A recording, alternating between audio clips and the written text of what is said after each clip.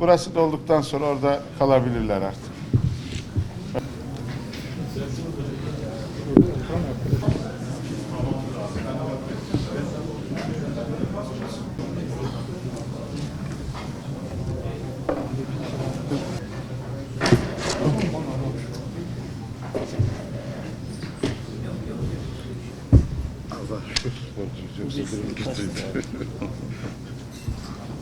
Değerli katılımcılar, değerli STK temsilcilerimiz, basın mensupları, bugün Türkiye çapında ve dünyanın birçok ülkesinde yeni bir hamle başlatmak üzere bir araya geldik. Aslında burada bir yenilik ifade edeceğiz. Türkiye'nin bütün illerinde önümüzdeki günlerde sivil toplum kuruluşlarıyla ortak olarak benzeri basın toplantıları yapılacak. Buradaki hedefimiz insani yardımların imkanlarını arttırmak ve dünyanın bütün kriz bölgelerine ulaşabilmek. Şu anda Gazze, Lübnan, Suriye, Doğu Türkistan, Libya, Yemen, Sudan, Arakan büyük insani krizlerle mücadele ediyor. Dönemsel olarak da Afrika'nın çeşitli yerleri. Aslında bu bir iklim krizi de diyebilirsiniz. Bu bir doğal afet de diyebilirsiniz. Ama bunların hepsi insan eliyle üretildiği de bir gerçek. Yani aslında bir savaştayız. Bütün insanlık olarak bir savaştayız. Bu savaş sadece Gazze'de değil, dünyanın her tarafında. Bu savaşın mağdurlarının %90'ı, belki de daha fazlası Müslüman topluluklar. Fakat bizler yardım yaparken hem bu Müslüman topluluklar içerisindeki din, dil, ırk ayrımını gözetmiyoruz. Mazlum olan herkese yardım ediyoruz. Ayrıca bu arada başka ülkelerde, Müslüman olmayan yerlerde de savaşlar varsa oralara ulaşıyoruz. Türkiye biliyorsunuz halk olarak, millet olarak, devlet olarak her tarafa yardımlar ulaştırma gayreti içerisinde olan bir ülke. Allah'a şükürler olsun, buna hamd etmek gerekiyor. Bizler şu kısa süre içerisinde aldığımız Anadolu gemisiyle, bütün sivil toplum kuruluşlarının katkısıyla beraber 3 kere Gazze'ye gemi dolusu yardım gönderdik. 2 kere Sudan'a gönderdik. Lübnan'a bir gemi de yarın öbür gün yola çıkıyor. Suriye'ye yardımlar zaten ulaşıyor. Bu vesileyle orada bir açmazımızı gördük.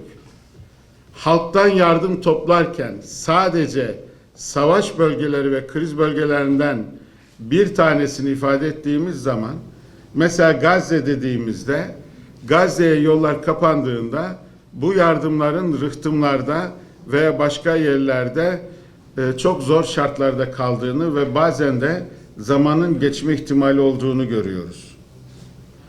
Bu nedenle yeni bir çalışma metodu geliştirdik. Bütün savaş bölgelerini ortaya koyuyoruz. Diyoruz ki Gazze, Lübnan, Sudan, Yemen, Suriye, ki şu anda Suriye'de biliyorsunuz yeni bir hareketlilik var. Bir savaş var ve burada halkın ihtiyacı var.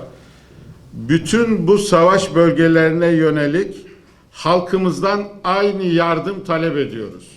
Aynı yardımları, savaş bölgeleri sizden yardım bekliyor sloganıyla sivil toplum kuruluşlarına getirecekler. Bu sadece bir İHA projesi değil. Bu bütün STK'ların projesi olacak. Hep birlikte ve sivil toplum kuruluşlarına şu yetkiyi verecekler. Bu yardımlarımızı ulaşılabilen kriz bölgelerinde, yani açıklamış olduğunuz bölgelerden herhangi birine gönderebilirsiniz. Diyelim ki Gazze'ye yol bugün kapalıysa onu Suriye'ye gönderebilirsin. Onu Lübnan'a gönderebilirsin. Onu Sudan'a gönderebilirsin diye yetki vermesi gerekiyor. Çünkü bunu yapmazsak yardımlar verimli bir şekilde değerlendirilmez. Dünyada bu topluluklara, Müslüman ve mazlum topluluklara saldırıda gerekli yardımları ulaştırma imkanını kaybederiz. Halkımızın yardım verme duygusunu yıpratırız. Yardımlarımızın yeniden bu şekilde koordine edilmesi çok önemli bir hamle. Buna hep beraber el vermemiz lazım. Çünkü krizler gerçekten hani işte Hizbullah'la Lübnan'da ateşkes sağlandı gibi oldu ama hemen Suriye'de başka bir yerde.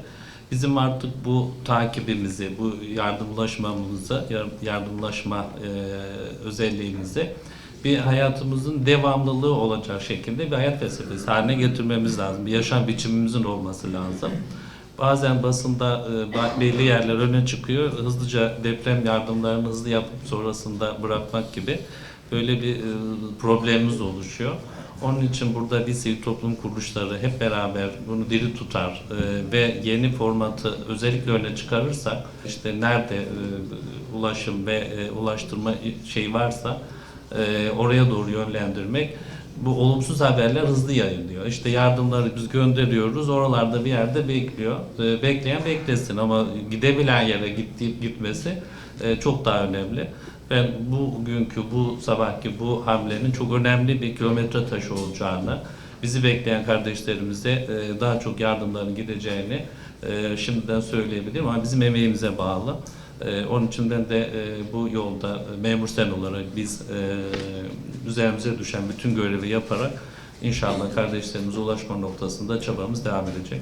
Evet, Gazze'deki durum uzun süreli, uzun soluklu. Bu bağışçılar noktasında veya sivil toplum kuruluşlarının çalışmaları noktasında bir yorgunluğa veyahut da bir uzun süre devam etmesinden dolayı belki bir normalleşmeye doğru gitmiş gibi durabilir. Özellikle bağışçılar noktasında. Bunun da özellikle sosyal medyada veyahut da başka mecralarda yardımların girmemesiyle alakalı bir takım tezviratların yapıldığı hususuyla ilgili ben olduğunu düşünüyorum. Bir yönüyle bunun olduğunu düşünüyorum.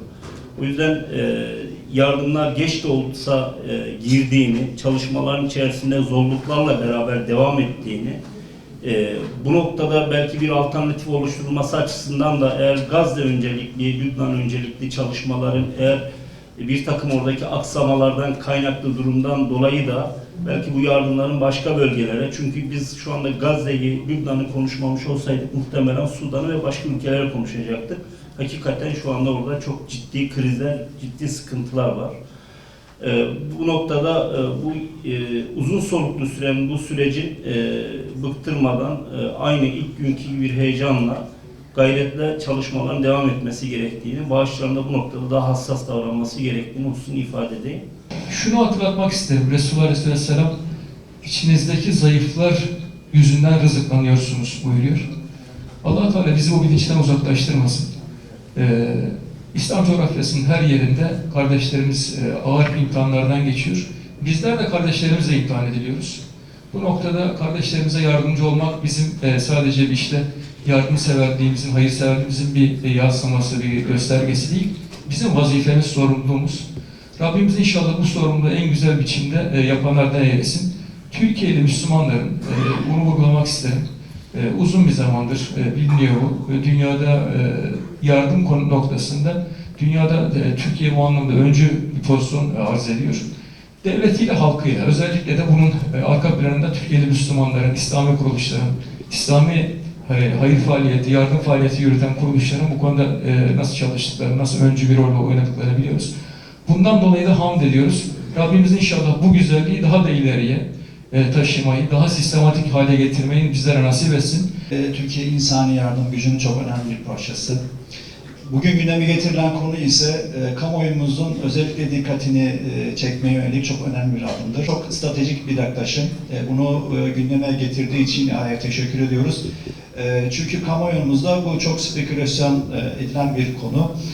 Bir yere bir yardım ulaşamıyorsa ihtiyacı olan başka bir yere gitmeli. Bu konuda kamuoyumuzun aslında ya burada bir değer, yeni bir ilke ortaya koymuş oluyor.